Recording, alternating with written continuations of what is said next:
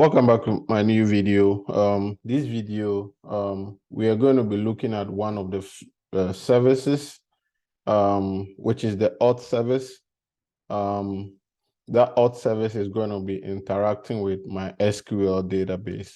Okay, so if you don't have SQL installed, I will encourage you to do so by going to their website and have it downloaded. So I'm going to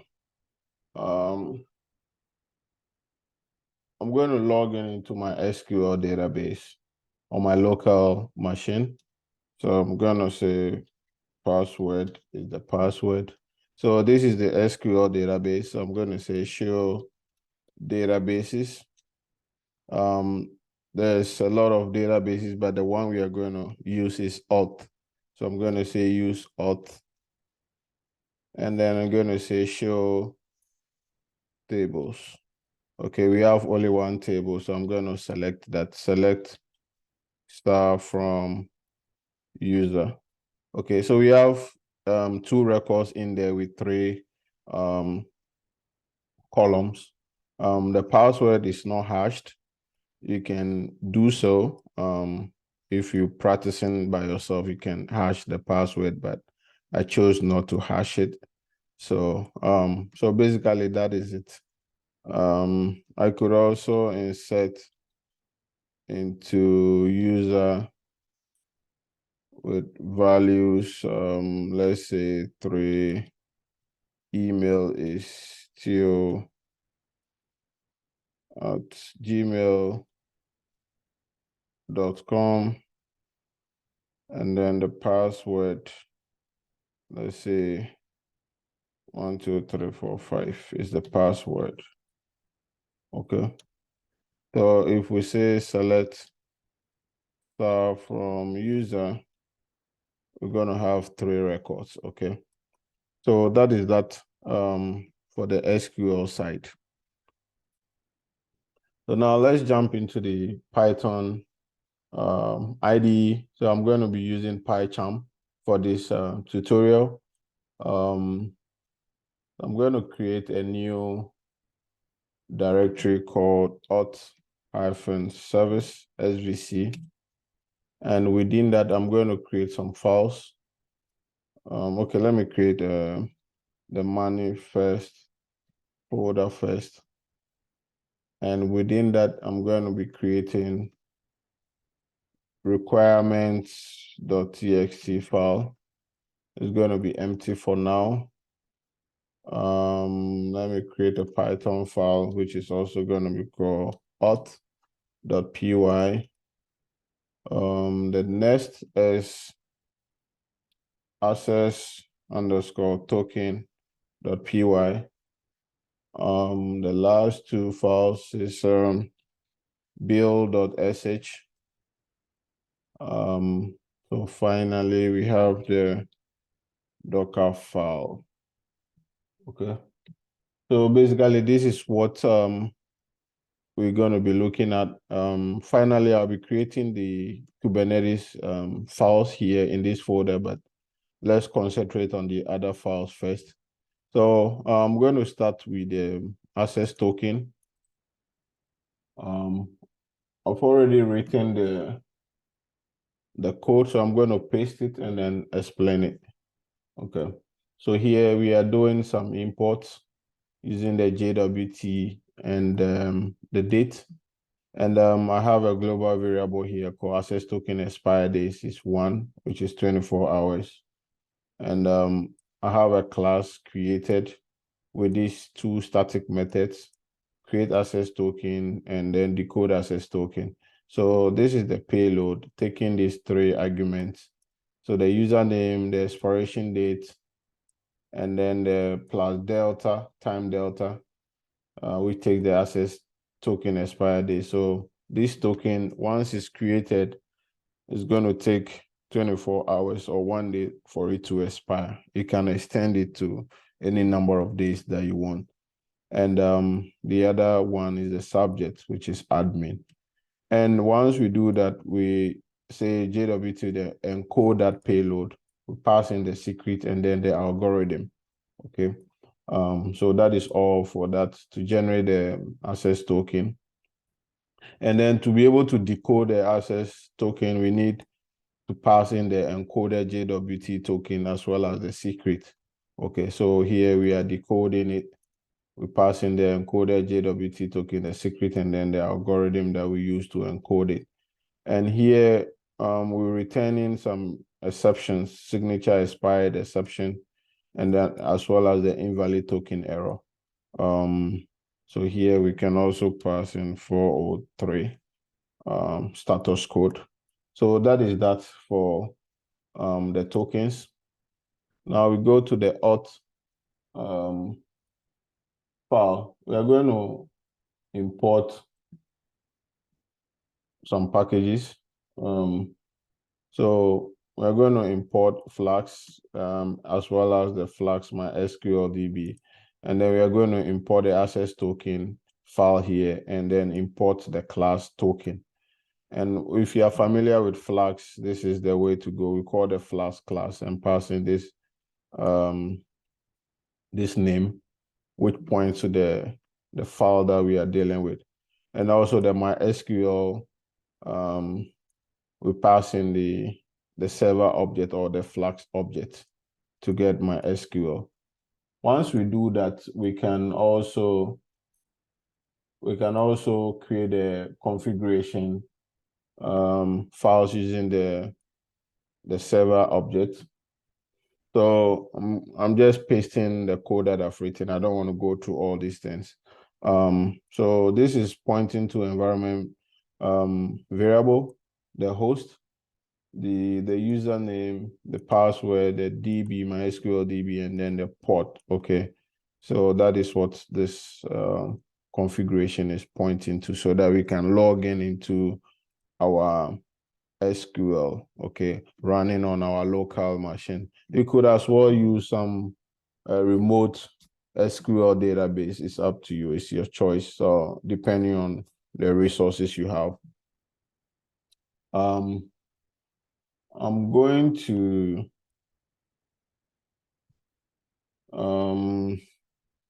say main and then pass in the server.drun, and then I'm going to pass in the host. The host is going to be 0.0.0.0. And then the port, it's going to be 5,000. You can choose any number of your choice. So I'm going to also create two routes. I'm going to say server.route. And then I'm going to say /API v1.0 /login. Okay, so this is our endpoint. And then the endpoint has a method, which is a post request. I'm going to say dev login. Okay. And then I'm going to pass for now. And then the other route is server.route. I'm going to pass in API /v1.0 /validate. Okay. Method. The method here is also a post request.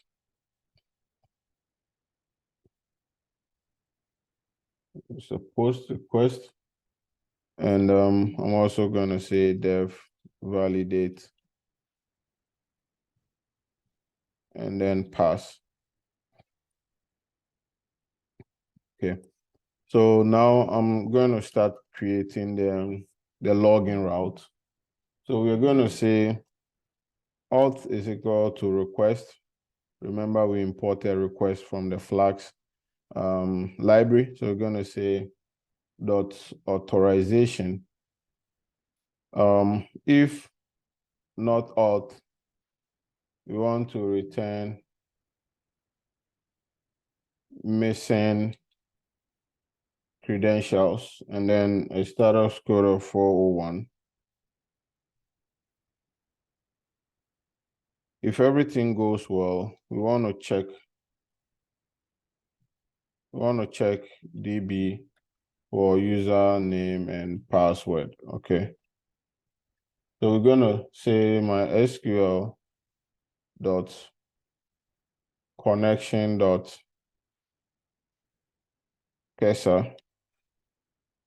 That is going to return an object. We're going to call it CUR.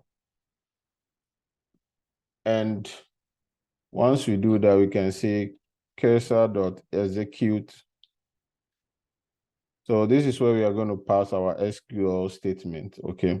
So we're going to say select email password from user table where email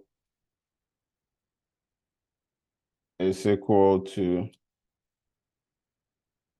auth.username. You see, the authorization is coming with username and password. Okay, so we're grabbing just the username, and the username is similar or the same as the email that we are checking for.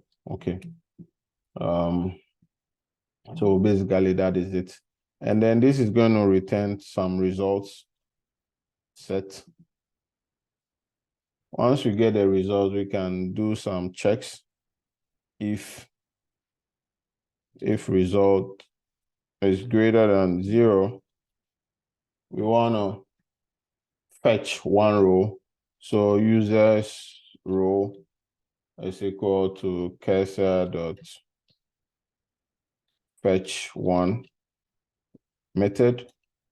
And we're going to say email is equal to this, and then the password is equal to that. And then we can use the user rows and grab the email from that list. So we're going to say user rows, we grab the password. Okay. Once we do that, we can do some validations. Okay, so we're going to say if auth.username is not equal to email or auth.password not equal to password, then we want to return invalid credentials, and then we pass in the status code 401.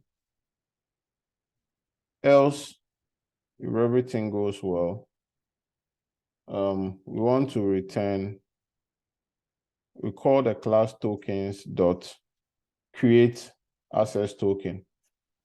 And here we're going to pass in the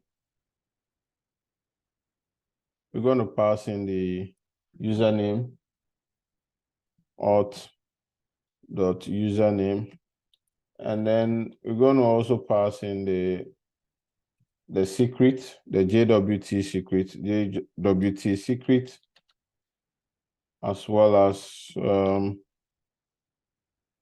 the Boolean true. Okay. So if we don't get a result set return, we want to say return invalid credentials. Invalid credentials 401. Okay, so that is all for our login route. Okay, that is all for our login route. And I'm going to also work on the validate route. So that is going to be very straightforward. So we're going to say request dot headers, and as part of the headers it's a dictionary. So we are going to grab the authorization key from that dictionary. And then we assign it to encoded underscore JWT is equal to that. Once we grab this header, we want to slice it. It comes with a bearer, authorization bearer. So we want to slice it and grab the second part of that list. Okay. So we say if not encoded JWT, we want to return missing credentials. Okay, so we return 401 status code. If everything goes well, we want to say encoded JWT is equal to encoded JWT dot split. We want to split that string by space. And then we want to grab the second element. Okay, index, given the index 1. Okay, so that is what we are doing here. Yeah, so once we grab the encoded JWT, we want to decode it. So we call that tokens class dot decode, and then we pass in the encoded JWT as well as the secret. Okay.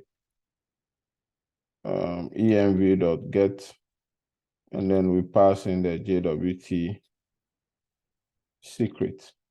Okay, so that is all for our route. Yeah, so I think that is it. So now I'm going to fix the Docker file, which I've already created. So I'm going to paste that in and then just explain what is going on.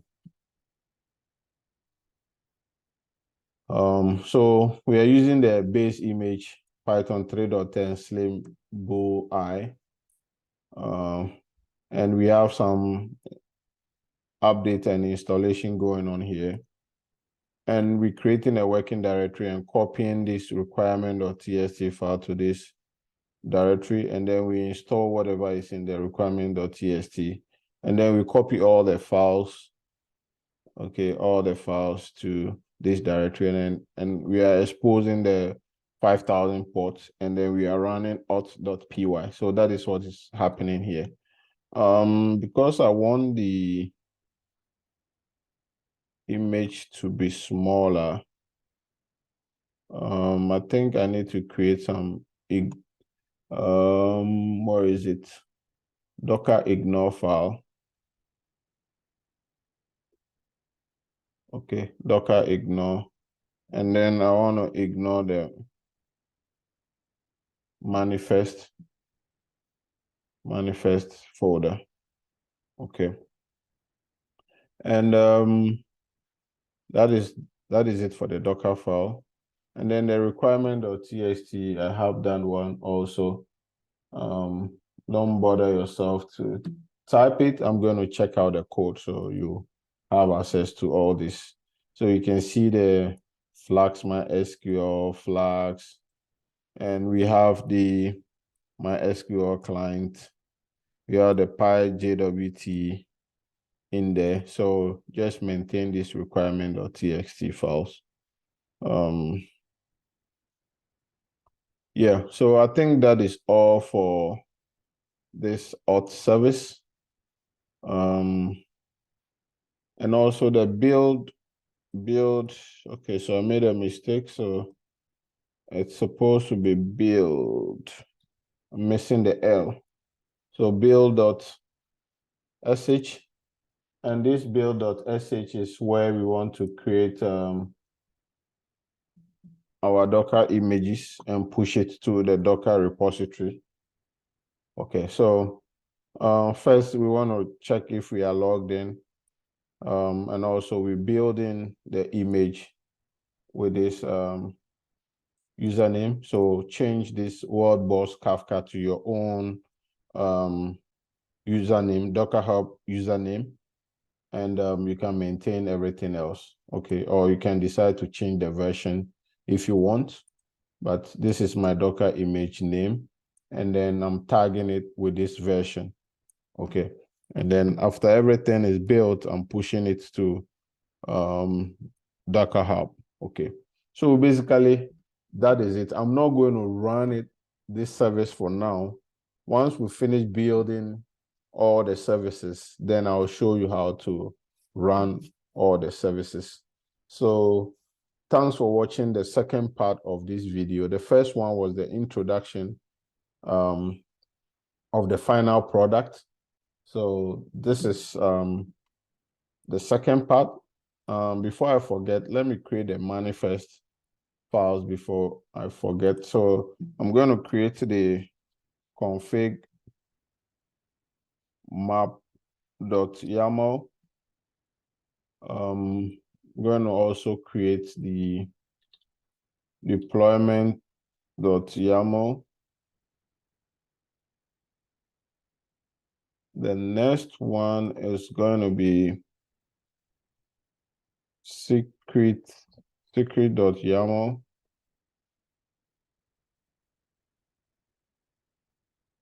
And I think the last one is service.yaml. Okay, so with the config, I'm just going to paste in what is in the configuration .yaml. These are Kubernetes stuff. So if you don't understand what is going on, I'll urge you to take some basic tutorial on Kubernetes.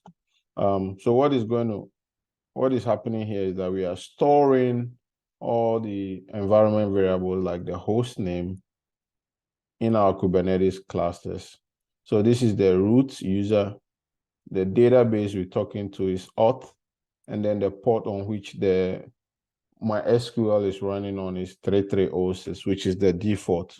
Okay, so we are storing this information in the config map instead of storing them in our Python code. Okay, so that is what is happening here. So our Python code is going to use this os.env to get that environment variable in the config map and set the value to this. Okay, so that is what we are doing. We don't want anybody to hack into the code and have access to our configuration, so we decide to put it in the config map.